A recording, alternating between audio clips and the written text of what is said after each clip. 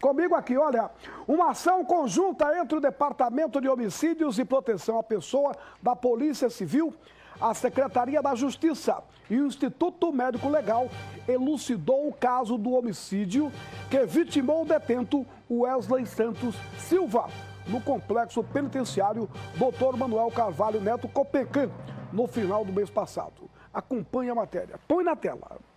A entrevista coletiva aconteceu na manhã de hoje na sala de imprensa da Secretaria da Segurança Pública e teve como objetivo tirar as dúvidas sobre o assassinato ocorrido na semana passada na penitenciária de São Cristóvão. Estiveram na entrevista coletiva o secretário da Justiça, Cristiano Barreto, a diretora do DHPP, Tereza Simoni, e o diretor do Instituto de Medicina Legal, José Aparecido.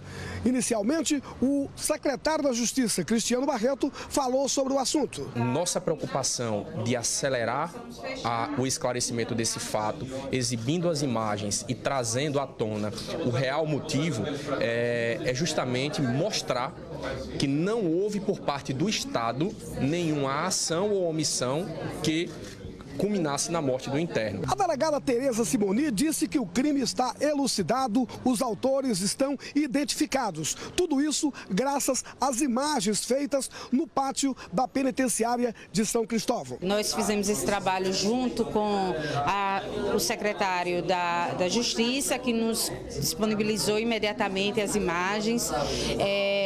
E nessas imagens nós fomos até o Copecan, vimos pausadamente as imagens e não resta dúvida que o instrumento do crime foi um instrumento pérfuro contundente realmente, conforme consta no laudo, mas que não foi por arma de fogo, e sim por instrumento tipo chuncho, punhal, esse tipo de instrumento. Nós identificamos a princípio 5 indivíduos, porque de forma clara, mas durante a instrução nós vamos ver se há participação de mais algum detento nessa ação. Esses elementos já foram ouvidos? Ainda não, porque nós passamos essa semana nessa discussão e identificação do instrumento. Então, agora nós passaremos a essa fase de indiciamento e de interrogatório. Até porque, assim, eles estão presos, não há perigo, de evasão, então vamos agora nos concentrar na ouvida dos servidores do Copecan e em seguida passaremos a fazer os interrogatórios. O diretor do Instituto de Medicina Legal, José Aparecido, disse que em momento algum foi emitido laudo sobre o assassinato. O que foi emitido foi um documento no dia em que o corpo deu entrada aqui no Instituto de Medicina Legal. O que dá saída ao corpo do Instituto Médico Legal, até para o sepultamento, é a declaração de óbito, que ela é fornecida exatamente após a necrópsia. Agora, o laudo, como eu já disse antes, ele é um pouco complexo, porque a gente precisa exatamente de informações. E essas informações a gente vai buscar no Instituto de Criminalística, às vezes, quando há necessidade de exame de DNA, no Instituto de Pesquisas Forenses, e também a gente não pode deixar lembrar do Instituto de Identificação. Então, neste caso especificamente, as imagens que nós vimos no pátio da casa de detenção, ela mostra claramente não só as lesões que foram sofridas, mas também o instrumento causador das lesões. Se não quer que a notícia seja divulgada, não deixe que o fato aconteça. Douglas Magalhães, Cidade Alerta, Sergipe. E a gente continua falando sobre esse caso. Eu recebo aqui no estúdio o irmão do Wesley Santos Silva, o vereador Anderson de Tuca. Boa noite, Anderson. Muito obrigado por atender o nosso convite. O senhor assistiu a matéria agora há pouco, tudo aquilo contrário que a família falou no dia que estava do velório do Wesley. Como é que você entende isso aí? Não, a princípio, né? Boa noite a todos os telespectadores. Obrigado, Douglas, por esse espaço que você está abrindo aqui para que a gente possa debater com a sociedade e com a população e para que o povo fique bem claro que a informação que eu obtive, a única, né, que o DESIP ligou para o meu número, apenas dizendo que tinha um corpo, o Wesley Santos Silva no ML, chegando lá, aguardei que pudesse ver a certidão de óbito e nela consta, como eu já mostrei, mostro quantas vezes for necessário, né, que o motivo da morte está aqui, arma de fogo. Houve um erro do IML. Por gentileza, esse documento, inclusive, eu mostrei ele aqui na TV. O original. No velório, o senhor me deu esse documento, nós filmamos e mostramos. Porque isso aqui não é o laudo só é emitido com 10 dias depois. Mas é um documento de liberação do corpo lá do Instituto de Medicina Legal. E consta aqui, causa, arma de fogo. Baseado nisso aqui, a família deu aquelas declarações. Pronto, aí o que consta aí, que a gente percebe na mídia, fica às vezes achando que a gente querendo fazer algum sensacionalismo pelo fato. Aqui não existe isso. Aqui existe o seguinte, teve um erro e que a SSP, ela não trouxe nas imagens, eu vi atentamente aqui, nas informações, dizendo que teve esse erro, né? Agora ficam dizendo porque parece ou parecia, nas imagens que eu pude identificar, eu vi vários detentos com várias armas, né? Com vários chunchos, não apenas com os dois que dizem que feriu meu irmão naquela ocasião. Então, assim, em relação à situação que foi a arma branca, percebe-se nitidamente através da imagem, mas a gente queria que pudesse ter acesso às imagens como um todo, né? O senhor queria ter acesso ao vídeo, não a frações como foi mostrado aí. Positivo, mas em relação a isso, infelizmente, Douglas, não vai trazer ele de volta, né? Isso aí eu tenho, infelizmente, a minha tristeza, né? Mas apenas quando a gente quis investigar, saber a fundo, foi mais sobre isso, né? Que a gente não teve uma assistência no secretário de Segurança Pública, em momento algum, nos ligou, faz favor, vem aqui para você ver as imagens, né? Em momento algum, eu que fui ao DHPP para eu obter as informações, né? Não tive nenhuma ligação do DESIP, absolutamente de nada. O que a gente pode ver nessa imagem, meu amigo Douglas, é a ineficiência do Estado perante a quantidade de detentos que tem ali dentro para um número tão pequeno de agentes para tomar conta daquilo ali. Inclusive, que a produção reproduz normalmente aquelas imagens, cenas que passaram agora há pouco lá do Copecan, no momento em que o Wesley é atingido. O senhor está convencido que foi arma branca? Então, Douglas, eu sou bem sincero, pelas imagens, né, fica bem claro. Eu não vou aqui trazer uma expectativa que não houve. Eu não quero aqui criar, né, situações que de fato está aí, a gente só se apega aos documentos. É porque tem coisa assim, no dia, numa entrevista que você me deu, você disse que o tiro tinha transfixado, passou. Duas perfurações, uma na frente, outra atrás. A única coisa que tinha no corpo é essa transfixação nas costas e como seria saindo pela barriga do lado esquerdo. Certo. E não tinha mais nenhum outro tipo de perfuração nem escoriação no corpo. Mas, de acordo com as explicações do doutor Cristiano, ele foi alvejado 2 vezes. Ele foi furado 2 vezes e ele mostrou, inclusive, nas fotografias, o momento em que ele é atacado pelas costas e no momento que o elemento atinge ele pela frente.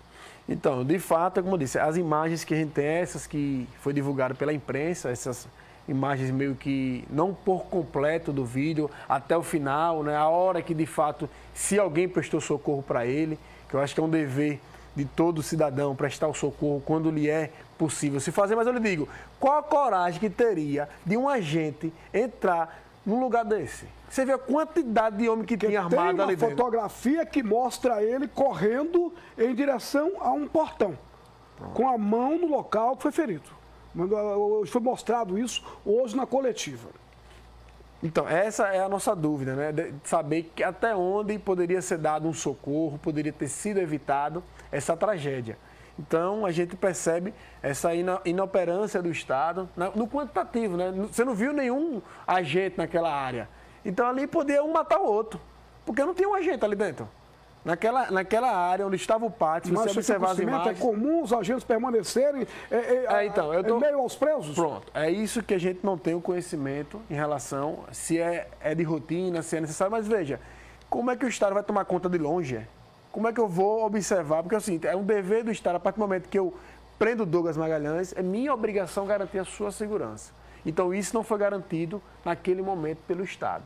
Então não tivemos a devida comunicação, não tivemos a devida assistência, nem a devida informação, né? Que dizem aí, não, que levou para o USE, mas nas imagens só tem ele segurando a grade, mostrando de fato ele tendo as perfurações, só. As imagens eu não tive acesso como familiar. E no DHPP, qual a informação que passaram para você?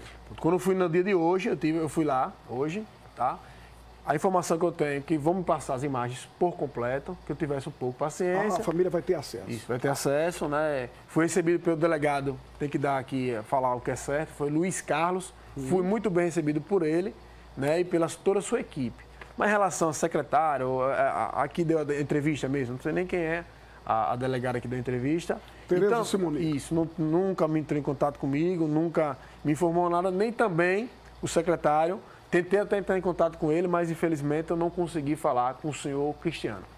Não conseguiu? De jeito nenhum até hoje. É no dia que ele estava em Brasília, eu entrei em contato com ele para falar sobre o assunto e ele se encontrava em Brasília. Quer dizer que a família agora está convencida que foi arma branca. Isso aí eu não vou aqui também criar uma situação que os olhos de todos viram, né, que tiveram outros detentos que tentaram agredi-lo, né, infelizmente.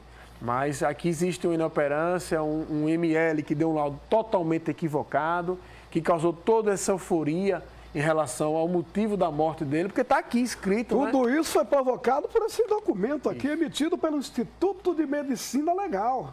Aqui o documento diz que foi arma de fogo. O que me chama a sua atenção, Douglas, é o seguinte: como é que eu sou um médico legista, né, que é ele que conhece a anatomia do corpo humano, você não pairou essa dúvida?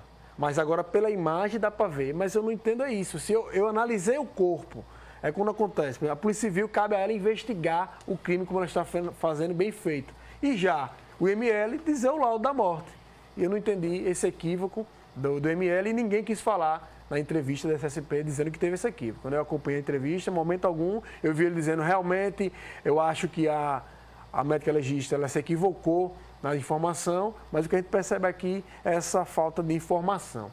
Mas em relação a quem cometeu o crime, percebe-se nitidamente, isso aí eu tenho minha convicção, que foi lá dentro os detentos que praticaram esse delito contra o meu irmão. O senhor já tem a identificação dos presos que assassinaram o seu irmão? Porque a delegada Tereza Simoni hoje diz que identificou 5, mas que outros podem ser indiciados também no decorrer do inquérito. Então, isso aí a gente vai aguardar que o inquérito ele não foi concluído. Ela concluiu a questão de foi tiro ou não foi tiro. Ela não concluiu o inquérito como um todo. E a gente vai aguardar o andamento. Porque não tem pressa também, que está todo mundo preso já. Verdade, verdade. Então a gente vai aguardar a conclusão para que a gente possa amanhã tomar as medidas cabíveis, como, sei lá, poderia ser uma solicitar uma indenização ao Estado, que isso aí não tenho dúvida que a gente vai solicitar, mas a gente vai aguardar a conclusão do inquérito junto com o DHPP. Vereador Anderson de Tuca, a pergunta para encerrar. A família fez alguma ligação do assassinato do Wesley com o outro assassinato no outro dia?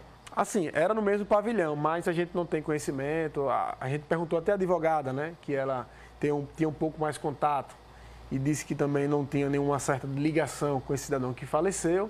Então a gente vai aguardar as investigações e esperamos que o mais breve possível possa solucionar esse caso, entregar a Deus, né, e agradecer, tá, a Gilmar Carvalho, que esteve lá presente no velório, né, dando a sua força, e também o programa por abrir esse espaço e esclarecer, porque às vezes a pessoa não sabe, não compreende, e você traz aqui a verdade na hora e no fato. Muito obrigado, vereador. Uma boa noite para o senhor.